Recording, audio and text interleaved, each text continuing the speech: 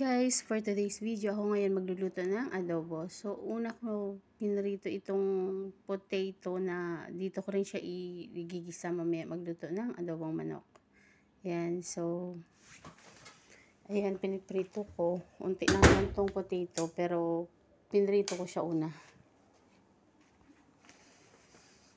Ayan.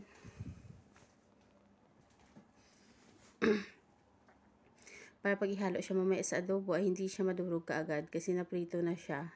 So, hindi siya kailangan pakuluan na matagal. Tapos, ito pa yung ibang ingredients na ilalagay ko sa ating adobo. Ayan, green bell pepper, luya, garlic, and then sibuyas. Yan. So, yan. Tuloy tayo nagpiprito sa ating potato na ihalo sa ating adobo. Ayan, so tuloy tayo prito sa ating potato kasi mamaya unti lang ay atin na siyang lulutuin. Magigisa na ako ng ating manok. Ayan, so parang pwede itong ating potato. Kasi pinrito ko to siya kasi para hindi siya madurog pagka hinalo ko siya sa adobong manok. Ayan. So lagi naman ako nagluluto ng adobong manok pero iba-iba lang din ang ingredients at iniiba-iba ko siya ng luto para may iba din. Ayan, so yan ang ating potato. Isang malaking potato lang to ang ihalo natin sa manok kasi isang manok lang naman. So, no need na maraming Ayan, so ito naman ang ating manok. Ayan, minarinate ko po yan siya sa soy sauce, paminta, and then sa siling green na pinutol-putol ko. Tapos nilagyan ko siya ng chili na dinurog na chili. Ayan, so patapos na ito prito kong potato, and then ayan. Yan ang ating minarinate na manok. So yan ang mga ingredients natin sa ating adobo. And then dito ko rin igigisa yung ating manok. So pag magisa, igisa ko na siya. Iuna natin yung sibuyas paggisa. Ayan. And then sunod natin yung ating bawang and then luya.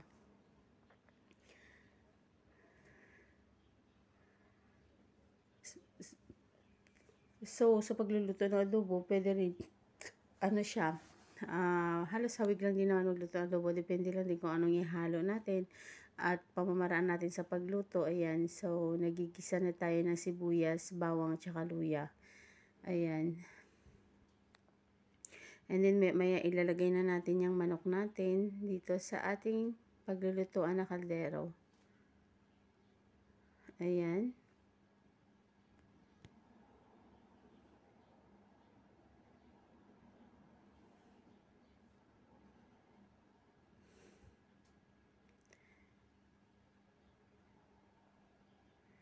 So, yan siya. Nagigisa na tayo. And then, mamaya unti, ilalagay na natin yung ating manok. So, ang ating manok na marinated na siya sa soy sauce, sa paminta, and then siling green na pinutol-putol ko. And then, meron siyang chili, dinurog siya na chili. Pula. Ayan. So, ilalagay na siya natin sa kaldero. Ayan. And then, hahalo-haluin. So, unti lang din naman tong ating manok. Isang manok lang to. Pero hindi pinahalo yung leeg. And then, yung mga ribs banda sa likod. Tinatanggal ko yung gitna. And then, yan lang yan laman. Tapos, may unti siyang buto-buto rin, of course, sa katawan ng manok. Ayan. And then, yan. So, marinate na yan siya. Kaya malasang-malasa na yung ating manok. Mamaya pag naluto. And then, mag-add na lang tayo dyan mamaya ng ibang ingredients na ihahalo natin. So, ito ang ulam namin ngayong tanghali. Yan. So, siguro sa mga, sa isang buwan, isa lang din naman kami magluto ng mga, like, adobong manok, ganyan, yan. Kasi, of course, namimiss rin natin yung, yung lutong Pampinoy. So, kaya, ayan, nagluto tayo ng adobong manok. Ayan, so kumukulo-kulo na siya. And then mamaya mag-a-add ako ng water kasi para mapakuluan siya ng husto at lumambot yung ating manok.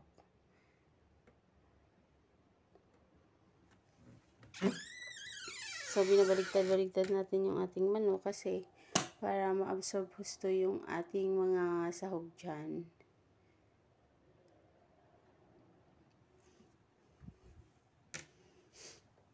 Ayan. And then, mamaya-maya unti ay magdadagdag tayo ng water kasi kailangan natin pakuluan ng husto yung ating manok para maluto siya. Ang gusto ko kasi pag nagluto ng adobo ay mapakuluan siya ng husto at malambot yung ating manok. Tapos, yun, hindi ako kaagad naglalagay ng suka kasi maglalagay ako ng suka kung malapit ko na siya ahunin. At unting suka lang. Kasi masarap sa adobo natin kung meron siyang maasim-asim unti. Ayan. So, kaya mamaya ako na ilalagay pag napakuluan na natin ng husto yung ating manok. So, mag-a-add ako ng water and then pakuluan siya ng pakuluan para soft. Mas masarap kasi pag soft yung ating manok pag naluto. Ayan. So, lalagyan ko siya ng water and then pakuluan ng pakuluan and tsaka check kung may ang timpla. Ayan. Kasi gusto ko kasi pag nagluto ng manok ay malambot. Ayan, naglagay tayo ng chicken cubes kasi ayan, adobo para dagdag lasa siya. Gusto kasi sa adobo ay malambot. Yan, yung alam mo yung pagkagat mo ay lasang-lasa mo ang timpla niya doon sa loob. At malambot. Ayoko kasi pag agahan natin lagay ng suka, yung manok natin ay medyo manigas po yan kahit ano. Ayan, so hinuhuli ko talaga yung suka maglagay para mas soft yung ating chicken. Yan, so maglalagay ako ng suka after ng malambot ng ating manok at malapit na po siyang ahunin pag nalagay ng mga iba pang mga ingredients dyan. So, hayaan natin kumulo-kulo pa yung ating manok. Ayan. Hanggang sa lumambot siya kasi masarap mag-ulam ng manok na soft and alam niyo yung nanuot talaga ang lasa doon sa loob-loob. Kaya pinapakuluan ko pa yan tapos antayin natin tong tubig na bumaba, umunti siya. Ayan, so pag umunti ng tubig, maglalagay tayo, of course, yung ibang mga ingredients na ilalagay na natin, and then maglagay rin tayo ng suka mamaya pagka unti na yung tubig. At malapit na natin ahunin itong ating adobong manok. So, yan ang aming ulam for today. Yan. Of course, itong aking channel ay mostly recipe yan about cookings po. May mga halo ring ibang normal vlogs yan. Pero mostly talaga ang channel ko ay mga cookings, recipe yan. So simple recipe na affordable lang din naman po. Kasi nga po, syempre hindi rin naman natin afford magluto ng mga mamahalin like so mga affordable recipe lang po. Of course, this is not my first vlog about adobong manok, pero paiba-iba naman po yung mga halo dyan, mga ingredients na inilagay ko sa una kong vlog. Kaya, guys, sa mga bago sa aking channel, please don't forget to subscribe, like, and comment po.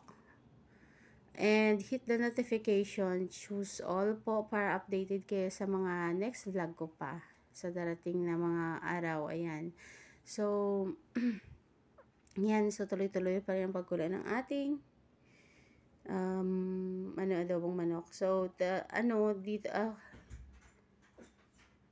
dito ako nagluluto sa taas kasi nga, ayun, medyo umunti na yung sabaw natin. Dito kami nagluluto sa taas kasi nga, ayun, tagaluto namin sa baba. Minsan parang ayaw niya maistorbo dun sa kusina kung saan pa siya nagluluto. So, minsan tamad rin ako mang-istorbo dun. Ayan, unlike sa mga tagaluto dati na okay lang kahit magluto ka dun sa taas, ay sa baba kasi nga, nililinis naman namin pagkatapos magluto. Pero siya parang ayaw niya, so kami na mag-adjust. Dito kami nagluluto, pero pag andyan ang amo, like now, 3 days holiday sila, wala silang so hindi kami makapagluto. Kasi nga, of course, respeto din sa kanila, ayaw nila ng amoy. Kasi andyan malapit ang kwarto nila, yan, sala, ganyan. So, tumatambay sila kasi mga sarado ngayon ang mga dahil namatay yung kanilang hari dito. So, ayan, so nilagay ko na yung potato, yung green bell pepper. So, pagkatapos niyan, maglalagay na ako ng suka para medyo maasim-asim yung ating adobo. So, yan ang aming ulam for today's video. Yan. So, and then, halo-haloin ko lang po yan. Kasi nga, para maluto ng husto yung ating potato. Kasi pinrito ko lang yan. Siyempre, baka sa loob niyan ay hindi pa ganun kaluto. Dapat makuluan pa siya.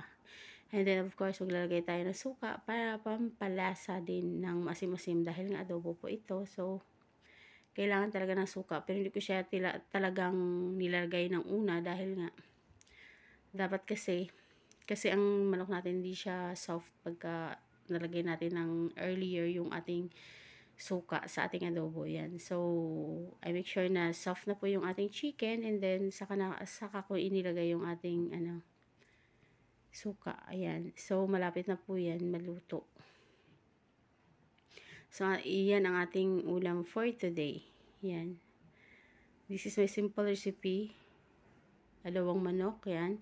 This is not my first vlog sa adobong manok, pero iba naman po yung ingredients sa mga una kong vlog ng adobong manok. So, sana ay inyong magustuhan. And then, sa mga nagle-learn pa lang magluto, yan, pwede nyo may matutunan po kayo dyan sa aking mga recipe sa aking channel.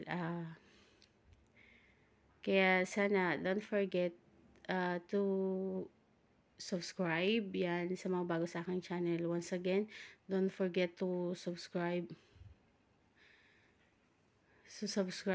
like and comment po. Yan, and para mabilis ko rin po masuklian diyan sa mga hindi ko pa na-subscribe ang channel. And then yan, para updated kayo, please hit the notification bell, choose all po, para sa next vlog ko ay manonotify po kayo. Ayan. This is just some simple recipe, pero sa mga baguhan na hindi pa masyadong marunong magluto, makalearn kayo sa aking vlog. Yan. So, malapit na po maluto yung ating adobong manok. Yan. So, malambot po yan and then masarap. Ayan. Kaya, huwag kalimutan i-subscribe ang aking channel. So, yan ang sarap ng kulay ng ating adobong manok. Sure, ay mapapadami talaga kami nito sa kain. Ayan. Yan, malasa siya. Maganda pang kulay. Alam mo yung nakakainggan yung kulay na parang sarap-sarap kumain. Yan. Lalo pa pag natikman. Ayan, ang sarap. Ayan, ulam to namin nakarang araw. So, napapadami kami ng kain nito. Kahit hindi naman to siya kadamihan, isang manok to, and then may potato. Dalawang ulaman na namin to, tanghalian tsaka hapunan. Ayan, so yan ang ulam namin for today. Yan. And once again, please, sa mga bago sa aking channel, please don't forget to subscribe, like, and comment po. Ayan. Para makita ko kaagad, mag-comment na po kayo. And then, ayan, para updated kayo sa next vlog ko, please hit the notification bell, choose all po, para every time meron po akong upload, ay manonotify po kayo. This is just a simple recipe, pero may matutunan po kayo pagka hindi pa kayo marunong maluto. Ayan, big love shoutout to all. Thank you so much and God bless. See you guys to my next vlog. Babush!